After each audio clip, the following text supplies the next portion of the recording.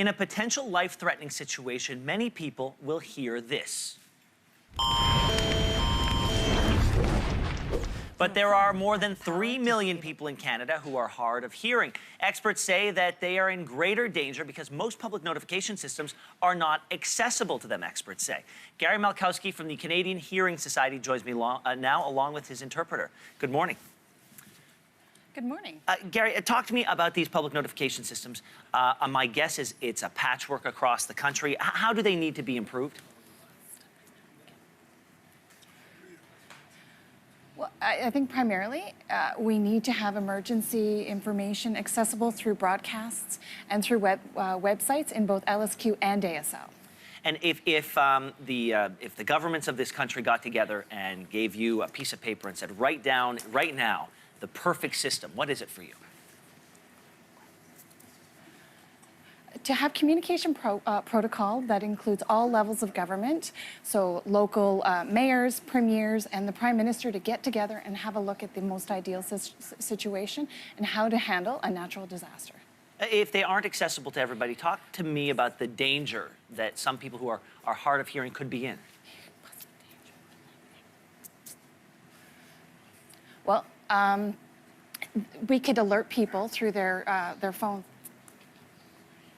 But in terms of danger, people could get caught in fires, tornadoes, hurricanes. There's a severe impact on these communities. Is there any community in Canada that's doing it right, according to you?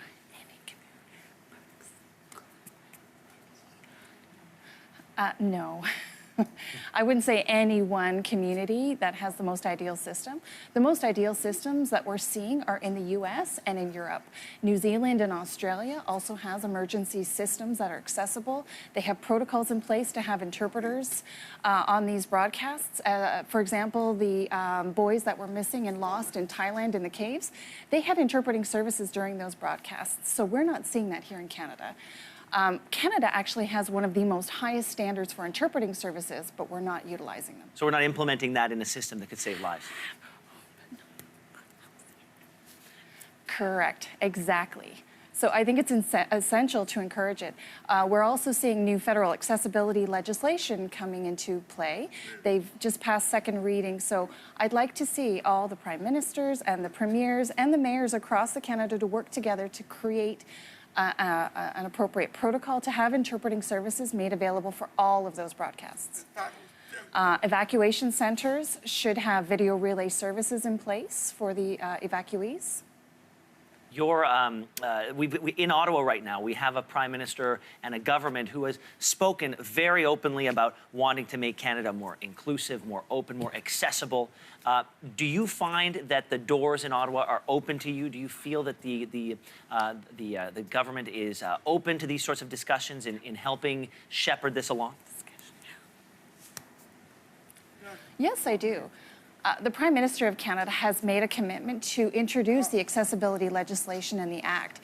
They've already introduced interpreting services in the House of Commons, so it is a work in progress. We're seeing things at the national level, and interpreting services are being showcased. The Prime Minister has options, and he's actually utilizing them. Gary Malkowski, thank you very much. And to Jen, thank you.